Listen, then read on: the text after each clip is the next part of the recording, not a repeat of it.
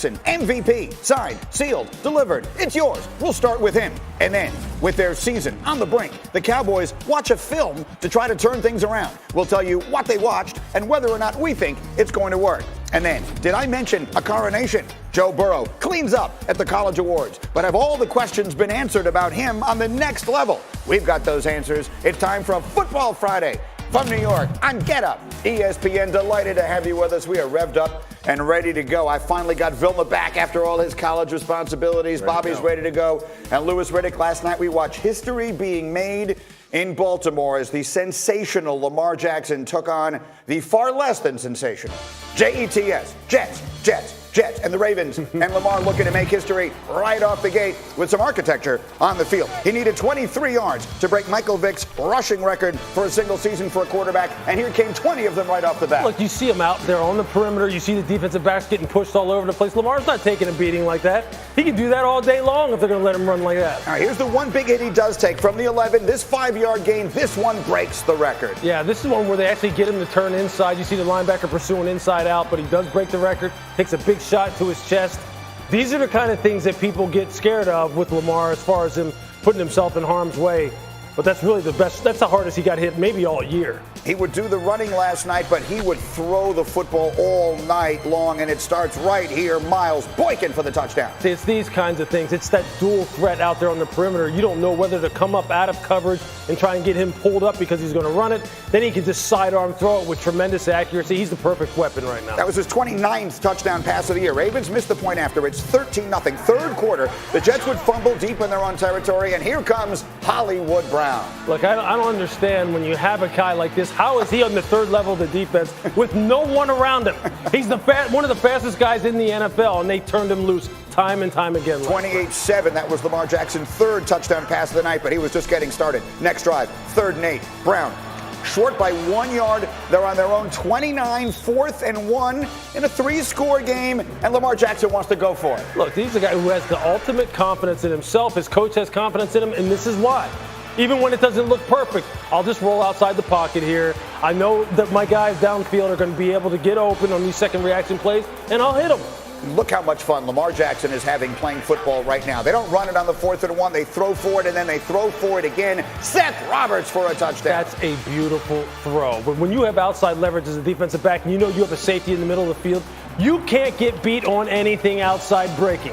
And Marcus May, you got beat right there. And see, that's the kind of thing, that's why they'll be playing in the postseason, and you'll be watching with us. That was Lamar Jackson's 4th touchdown pass of the night. Finished? Don't be ridiculous. There he is in the scoring area again. Mark Ingram make it 5 touchdown passes for Lamar Jackson last night. That's his boy, Big Trust right there. I mean, you gotta love everything that he's got the dinner napkin on, and then he's signing jerseys for all of the Jets. What a night! The coronation for Lamar Jackson. How's it feel to break Vick's record?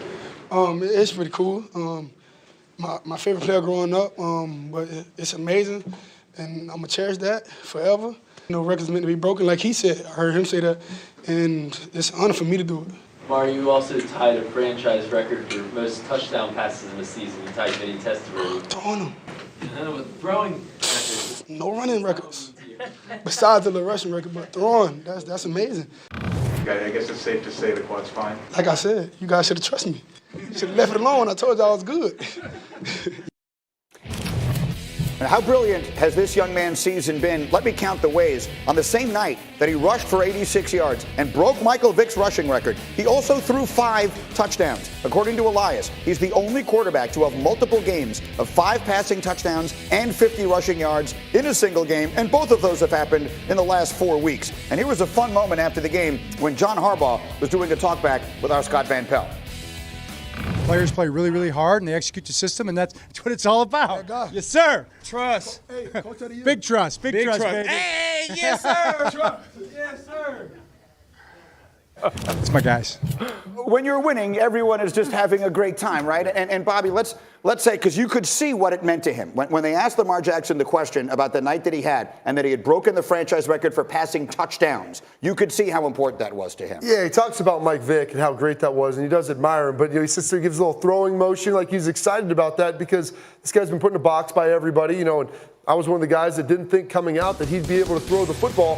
He has kind of a quirky release. It's a little sidearm. But he has a strong arm. He can flip it out there. And one of the things he does as well as anybody, he throws a great deep ball, but he also does a good job of scrambling, keeping his eyes downfield. And when you're that explosive of an athlete and you can just flip it out there after drawing up the linebackers, it's incredibly difficult to stop, Greeny. John Vilma, you cover the college game for us primarily, and I guess I want to ask you, can you believe what we are seeing here based upon what he was as a college prospect and the fact when the quarterback he faced last night went 29 spots ahead of him in the same draft?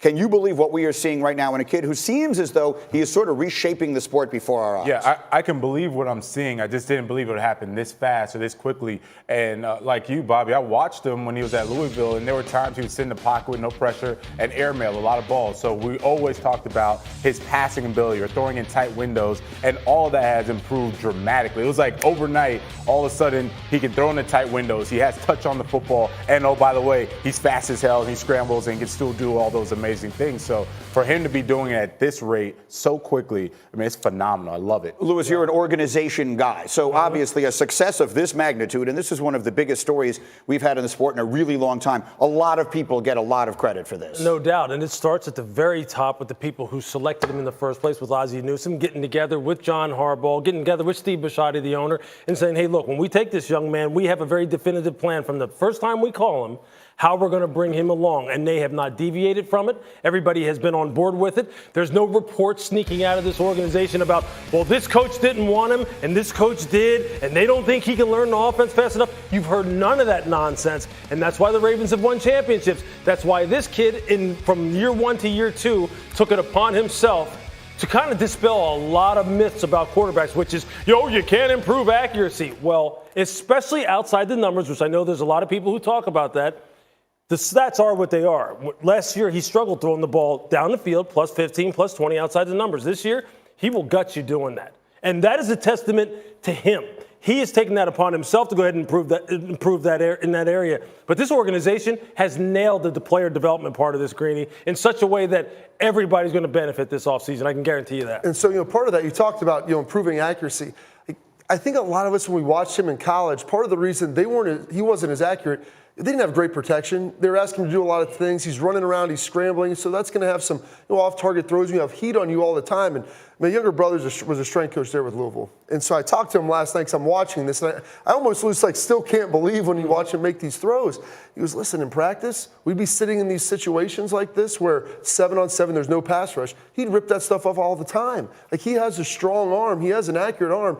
I don't think he was ready to play last year, and I don't think they were really prepared to play him. And then the season kind of turned sideways, so it's all of a sudden, hey, now it's your show, when he was probably planning on sitting and developing a little bit more, and then moving him in this year to kind of do something. Yeah, remember, Joe Flacco was the starter, so how many reps was Lamar actually getting? How much time was he getting from the coaching staff? These people are dedicated to him now. And that's the point. That's it. That was the beauty of it. They let him go through his growing pains on the field. Sure. Right? He didn't have time to practice, as you said. They threw him into the starting lineup, and then he was like, well, we're going to have the ups and downs. He had those ups and downs, and now it's all up. And the downs have been comparatively very few. What is his record as a starting quarterback, Kemba? It's ridiculous. And, oh, by the way, I feel the need to keep saying this. Joe Burrow is going to win the Heisman Trophy as a collegian tomorrow. He's older than Lamar Jackson is. Lamar Jackson is younger than Joe Burrow is. He's still that young. So it is incredible. What is happening is an unbelievable, improbable NFL story when you consider. Give him the MVP. Give it to him. Give him the MVP. Let's stop the debate. He's winning the MVP. Correct. They could just take it to his house right now. Yes. And the joy that every single member of that team seems to be taking in playing with him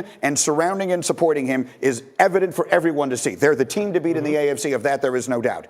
The question that I would have, and we pointed it out during the highlight, the one scramble where he takes the big hit, you sit there and you think to yourself, we just can't have that, right? Two more games. Comparatively meaningless, we can't have that. Right, exactly. And look, I think it was Greg Roman or someone alluded to the fact that, and it was Greg Roman, he alluded to the fact that, look, Lamar, when he actually is controlling the action, meaning he's out on the perimeter and he's running the football, is when he's really safest, because that's where he kind of can, keep his eyes on who's coming after him. He can kind of duck, dodge, get out of bounds when he needs to.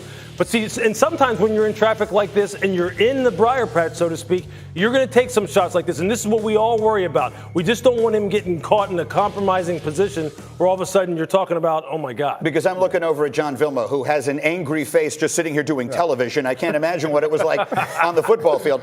And I'm imagining, if you're that linebacker sizing him up on that play, you're not sitting there thinking, boy, this young man is a great story. You're trying to. Oh, of course. Right? I'm trying to get a nice shot on him.